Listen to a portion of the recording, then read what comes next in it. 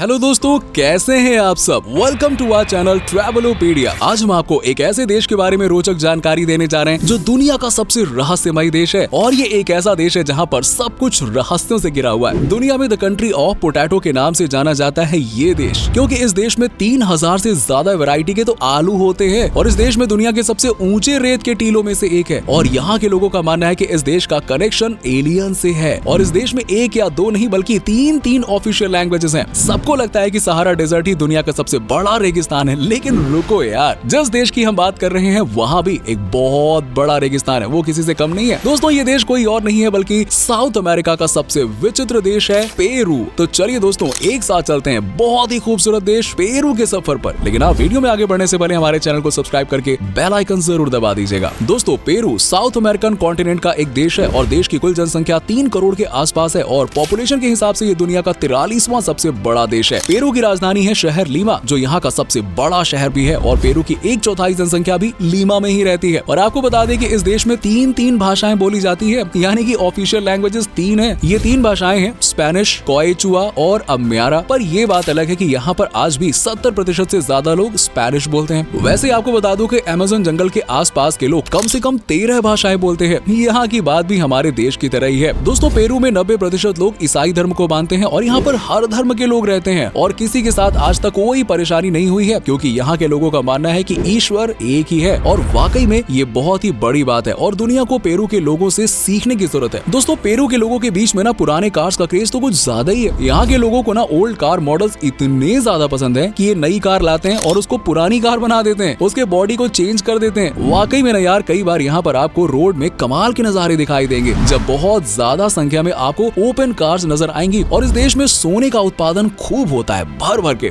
आपको यकीन ना हो, लेकिन वर्ल्ड में सबसे ज्यादा गोल्ड प्रोडक्शन के मामले में पेरू 6th नंबर पे आता है। और खास बात यह है कि इस देश के सोने का दाम बहुत ही ज्यादा होता है। आज के दिन में पेरू का सोना दुनिया के हर कोने में पहुंचता है। और यहाँ की इकोनॉमी इंटरनेशनल गोल्ड मार्केट के रेट पर भी बहुत हद तक डिपेंड करती है। अमेज़न रिवर, जो कि दुनिया की सबसे बड़ी नदी है, इसकी शुरुआत भी पेरू देश से ही होती है। तभी तो कहा जाता है कि पेरू देश वो देश है जो नेचुरल ब्यूटी से भरा हुआ है। और यहाँ के लोग बड़े ही लकी हैं कि आज के जमाने में भी ये नेचर के इतने ज्यादा करीब है। और आपको बता दें कि पेरू का 60% हिस्सा भी जंगल से घिरा हुआ है। और इस मामले में पेरू ब्राजील के बाद दूसरा सबसे बड़ा देश है, जहाँ के सबसे ज्यादा हिस्से अमेज़न के जंगल से भरे हुए हैं। वाकई में यहाँ पर अमेज़न जंगल का नजारा ब्राजील से भी ज्यादा खतरनाक लगता है। दोस्तों, पेरू देश की ना एक अलग ही परंपरा है। क्या आप यकीन कर सकते हैं कि पेरू में एक ऐसा नियम भी है जहाँ पर शादी से पहले भी लड़का और लड़की एक साथ रह सकते हैं। जी हाँ, और मजेदार बात तो ये है कि इस ट्रायल शादी के दौरान अगर बच्चा हो गया और इन्हें लगा कि ये एक दूसरे के लिए नहीं बने हैं, तो बच्चे को कम्युनिटी में दे देते हैं और लड़का और लड़की अलग हो जाते हैं। वाह यार, कैसा अजीब नियम है यार। पेरू में कितने भी उल्टे सीधे नियम का पालन कर लो, लेकिन एजुकेशन के मामले में ये लोग पीछे नहीं है बिल्कुल भी। आपको बता दें कि इस देश का लिटरेसी रेट 94% यानी कि 94% है। दोस्तों, आम यानी कि मैंगो हम सबका पसंदीदा फल है और इस बात में कोई शक नहीं है कि दुनिया का सबसे बेस्ट मैंगो हमारे देश में मिलता है। लेकिन आपको बता दें कि पेरू में भी आम की कोई कमी नहीं है। कहते हैं कि यहाँ के आम की क्वालिटी भी सबसे बेहतरीन होती है। और इस देश से आमों का एक्सपोर्ट साउथ अमेरिका के कई सारे देशों में किया जाता है। यहाँ के मीठे मीठे आमों की खुशबू तो भाई कमाल की होती है यार। अगर आप कभी पेरू जाओ ना, तो यार वहाँ का आम खाना मत भूलना, नहीं तो यार मजा अधूरा रह जाएगा। आपको बता दूं दोस्तों कि पेरू की लड़कियां ना बहुत खूबसूरत मानी जाती हैं। यहाँ की लड़कियों की बात करें तो ये बहुत ही ज्यादा फ्रेंडली नेचर की होती हैं और जल्दी सबसे घुल मिल जाती हैं। और ये बात तो सच है कि साउथ अमेरिका के किसी भी देश की तुलना में पेरू की लड़कियां सबसे ज्यादा खूबसूरत मानी जाती हैं। और कमाल की बात तो ये है कि आप यहाँ की महिलाओं को देखकर बता सकते हैं कि इनकी शादी हो चुकी है या फिर सिंगल है। दरअसल ये डिपेंड करता है कि महिला ने कौन सी हैट पहनी हुई है। अगर महिला ने स्ट्रॉ हैट पहनी हुई है तो इसका मतलब है कि वो शादीशुदा है, और अगर नीटेड कैप्स पहनी हुई है तो इसका मतलब ये सिंगल है, रास्ता खुला हुआ है। आपको बता दें कि रोमांस के मामले में भी पेरू देश के लोग किसी से कम नहीं है यार। आपको जानकर हैरानी होगी कि यहाँ के बच्चे भी बॉयफ्रेंड और गर्लफ्रेंड की बातें करते हैं और ये यहाँ पे बहुत ही कॉमन है, कोई हेजिटेशन नहीं होता है। और पेरू में वैसे तो लोग कम उम्र में ही शादी कर लेते हैं, 24 से 25 साल आते आते यहाँ लोग शादी वादी कर लेते हैं। और सबसे अच्छी बात है कि यहाँ पर अपनी वाइफ को बहुत इज्जत देते हैं ये लोग। दोस्तों, क्या आपको बताया कि बॉलीवुड की बहुत सारी फिल्मों की शूटिंग पेरू देश में हुई है। जी हाँ, जिसमें से पिछले 5 सालों में यहाँ पर बहुत सारी फिल्मों की शूटिंग हुई है। एक तो देश थोड़ा सस्ता भी है और ऊपर से यहाँ पर आसानी से शूटिंग की परमिशन मिल जाती है। और खूबसूरती तो भाई क्या ही कहना। पेरू के लोगों के बारे में कहा जाता है कि हद से ज्यादा इमोशनल होते हैं और यहाँ के लोग अपने इमोशन पर बिल्कुल भी कंट्रोल नहीं रख पाते हैं। और ये लोग यहाँ पर बहुत जल्दी खुश हो जाते हैं या फिर बहुत जल्दी दुखी हो जाते हैं वो भी आप फील कर सकते हैं। जब भी यहाँ पे कोई फुटबॉल मैच होता है तो स्टेडियम का नजारा तो कमाल का होता है। अगर पेरू की टीम जीत गई तो समझिए कि यहाँ पर एक हफ्ते तक बस पार्टी ही पार्टी होगी यार, नहीं तो सब भाई रोते हुए नजर आएंगे, सीधी बात है। दोस्तों पेरू के लोगों को बहुत क्रिएटिव माना जाता है। यहाँ के लोग हर चीज को ना बहुत ही अलग अंदाज में करते हैं। लोगों के बीच में कुछ नया करने की अलग ही किस्म का जुनून होता है, तभी तो इस देश में आपको हर जगह कुछ ना कुछ इंटरेस्टिंग देखने को मिलेगा। दोस्तों पेरू के घर भी ना हमसे बहुत अलग होते हैं। आपको यहाँ हर घर ही कलरफुल नजर आएगा, साथ ही यहाँ आपको दीवारें भी बहुत ही कलरफुल दिखाई देंगी। और पेरू में बेसिकली हर चीज को ही कलर किया जाता है और यही वजह है कि इस देश को बहुत ही अट्रैक्टिव माना जाता है। और पेरू में आपको 3000 से ज्यादा आलू की वैरायटी देखने को मिलेंगी, तभी तो इसे आलू का देश कहा जाता है। और यहाँ पर एक से बढ़कर एक वैरायटी की आलू आपको देखने और खाने के लिए मिल जाएगी। वैसा कहा जाता है कि पेरू के लोग जो मोटे होते हैं उसके पीछे उनका आलू के प्रति प्यार ही है। यहाँ पर वेज खाना बने या फिर नॉन वेज, आपको आलू तो हर चीज में देखने को मिल जाएगी। अब खाने की बात हो रही है दोस्तों, तो दुनिया के सबसे बढ़िया खाने की जब बात आती है तो उसमें टॉप 3 देशों में पेरू का नाम लिया जाता है। और यहाँ का खाना खाकर कोई ये नहीं कह सकता है कि मजा नहीं आया। हम हिंदुस्तानी की तरह ही यहाँ के लोग ना टेस्ट के बड़े चटोरे होते हैं। अगर आप नॉनवेज के शौकीन है तो ये देश आपके लिए जन्नत से कम नहीं है, लेकिन अगर आप वेज खाना पसंद करते हैं तो भी ये देश आपको जबरदस्त तरीके से स्वागत करेगा। एक से बढ़कर एक तरह के लाजवाब सूप आपको यहाँ पे मिल जाएंगे। और खाने के मामले में ये देश किसी शाही रसोई से कम नहीं है। और सबसे हेल्दी खाना खाने के मामले में जर्मनी के बाद पेरू का ही नाम आता है। चलिए दोस्तों अब हम आपको पेरू की उन जगहों के बारे में बताते हैं जहाँ आप घूमने के लिए जा सकते हैं। आप शुरुआत कर सकते हैं इस समय दुनिया के सबसे बड़े वंडर प्लेस यानी कि माचू पिचू से, जो कि पेरू देश में ही है। इस देश में सी लेवल से 8000 फीट की ऊंचाई पर यानी कि पहाड़ की चोटी पर बना